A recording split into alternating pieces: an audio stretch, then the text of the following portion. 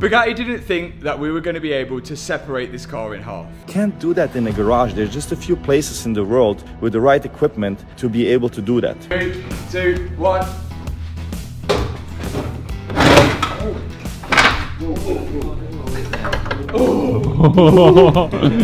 For months, people have been watching the rebuild of a Bugatti Chiron as if it were just another ambitious project, an extreme example of taking something broken and making it whole again. At first, that framing made sense. A damaged hypercar, a skilled builder, a series of increasingly complex problems waiting to be solved. It fit a familiar narrative. Destruction followed by repair, failure followed by persistence. But somewhere along the way, that story quietly changed.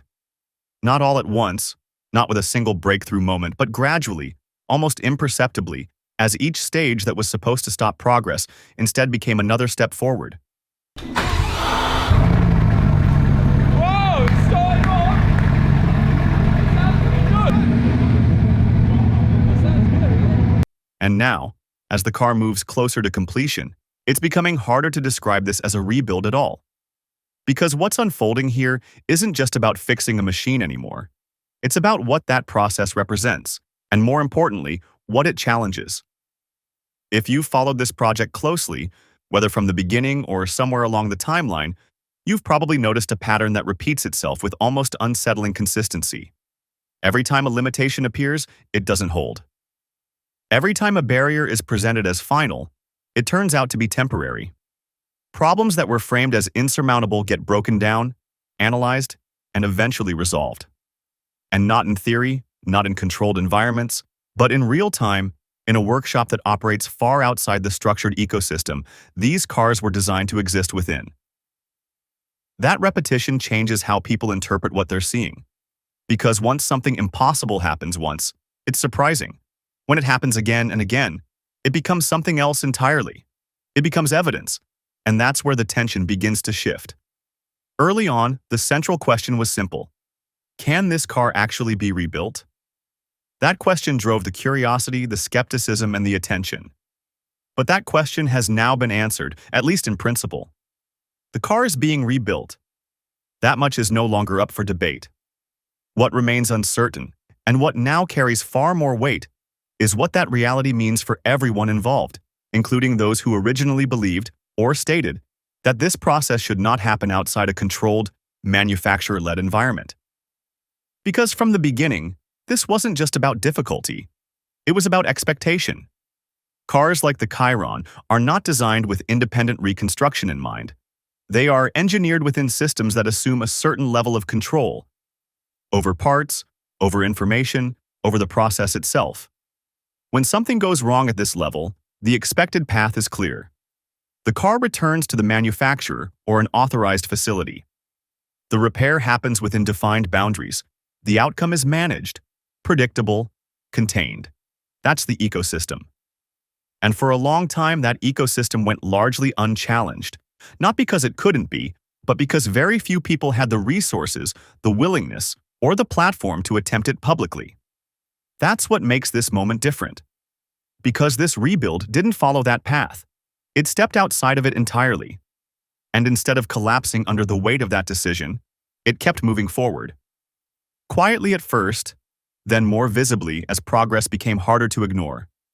And now, with the car approaching completion, the situation has evolved into something that no longer fits neatly into the categories it started in. This isn't just a technical exercise. It's not just content.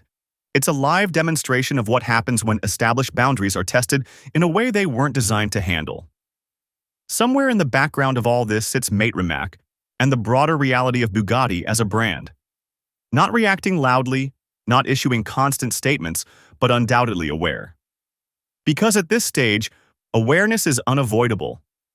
A multi-million-dollar hypercar, previously considered beyond the scope of independent rebuild, is being reconstructed in full public view. Every step is documented. Every obstacle visible. Every solution is shared. Even in silence, that kind of visibility carries weight. It introduces a different kind of pressure, not direct confrontation, but observation. The kind that builds over time as outcomes become clearer. And while that observation continues in the background, the work itself doesn't slow down. That's one of the most consistent aspects of this entire project. The approach hasn't changed. It's still methodical, still grounded in solving problems as they appear, rather than speculating about them. Structural challenges, missing components, fabrication limitations, each one approached the same way. Identify, understand, resolve. That consistency is what allowed the project to reach this stage in the first place. Because momentum, once established at this level, becomes difficult to stop. It builds on itself. Each completed step makes the next one more achievable. But as the rebuild moves into its final stages, the nature of the challenge begins to change.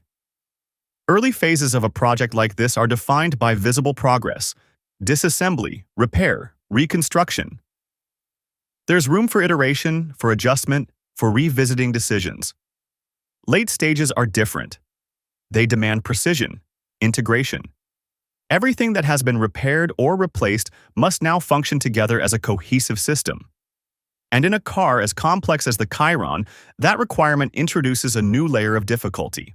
Because nothing operates in isolation. Every component interacts with others.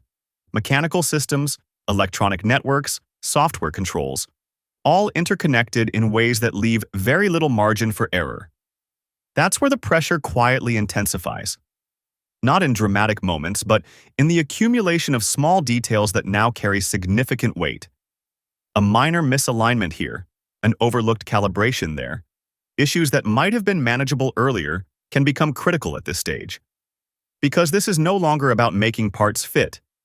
It's about making the entire system operate as it was intended to, or at least as close to that as possible outside the original environment it was designed for. And as that process unfolds, the conversation outside the workshop continues to evolve alongside it. The questions people are asking are no longer centered on feasibility, they've moved on to interpretation.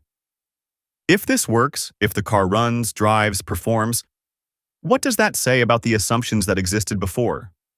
What does it suggest about the boundaries that were thought to be fixed? For some, the answer points to innovation, to the idea that complex systems can be understood and rebuilt with enough expertise and determination.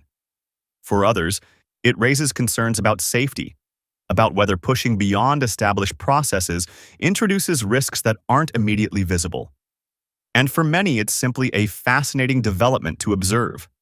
A real-time experiment unfolding in a space that rarely allows for this level of transparency. Inside the workshop, though, those interpretations don't change the immediate goal. The focus remains on completion, on ensuring that every system is not just present, but functioning correctly. This is where the rebuild becomes less about overcoming obstacles and more about validating everything that's been done so far. Electrical systems need to communicate properly. Mechanical components need to operate under load. Software needs to align with hardware in ways that aren't always straightforward when original pathways have been altered or bypassed. And hovering over all of this is a broader question that extends beyond this single car. Because if a project like this reaches full completion, if it demonstrates that a Chiron can be rebuilt outside the manufacturer's direct control to a functional state, then it doesn't just end as a finished vehicle. It becomes a reference, a case study, something that others will look at when considering what is and isn't possible. And that's where the implications begin to expand. For manufacturers, this introduces a complex dynamic. On one hand, the engineering behind these cars remains extraordinary. The level of precision, the integration of systems, the performance capabilities, none of that is diminished by an independent rebuild.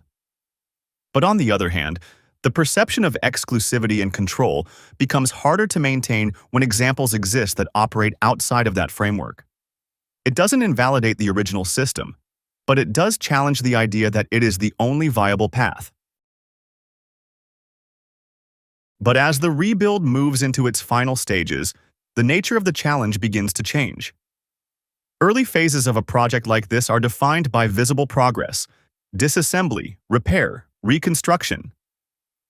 There's room for iteration, for adjustment, for revisiting decisions. Late stages are different. They demand precision, integration. Everything that has been repaired or replaced must now function together as a cohesive system. And in a car as complex as the Chiron, that requirement introduces a new layer of difficulty, because nothing operates in isolation. Every component interacts with others. Mechanical systems, electronic networks, software controls, all interconnected in ways that leave very little margin for error. That's where the pressure quietly intensifies. Not in dramatic moments, but in the accumulation of small details that now carry significant weight. A minor misalignment here, an overlooked calibration there, issues that might have been manageable earlier can become critical at this stage. Because this is no longer about making parts fit. It's about making the entire system operate as it was intended to, or at least as close to that as possible outside the original environment it was designed for. And as that process unfolds, the conversation outside the workshop continues to evolve alongside it. The questions people are asking are no longer centered on feasibility, they've moved on to interpretation.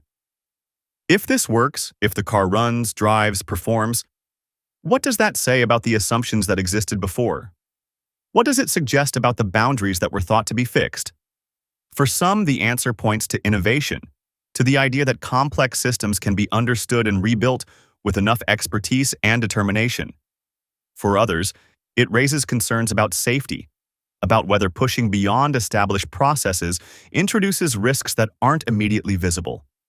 And for many, it's simply a fascinating development to observe, a real-time experiment unfolding in a space that rarely allows for this level of transparency. Inside the workshop, though, those interpretations don't change the immediate goal. The focus remains on completion, on ensuring that every system is not just present, but functioning correctly. This is where the rebuild becomes less about overcoming obstacles and more about validating everything that's been done so far. Electrical systems need to communicate properly. Mechanical components need to operate under load. Software needs to align with hardware in ways that aren't always straightforward when original pathways have been altered or bypassed. And hovering over all of this is a broader question that extends beyond this single car. Because if a project like this reaches full completion, if it demonstrates that a Chiron can be rebuilt outside the manufacturer's direct control to a functional state, then it doesn't just end as a finished vehicle. It becomes a reference, a case study, something that others will look at when considering what is and isn't possible. And that's where the implications begin to expand. For manufacturers, this introduces a complex dynamic. On one hand, the engineering behind these cars remains extraordinary. The level of precision, the integration of systems, the performance capabilities, none of that is diminished by an independent rebuild. But on the other hand, the perception of exclusivity and control becomes harder to maintain when examples exist that operate outside of that framework. It doesn't invalidate the original system, but it does challenge the idea that it is the only viable path.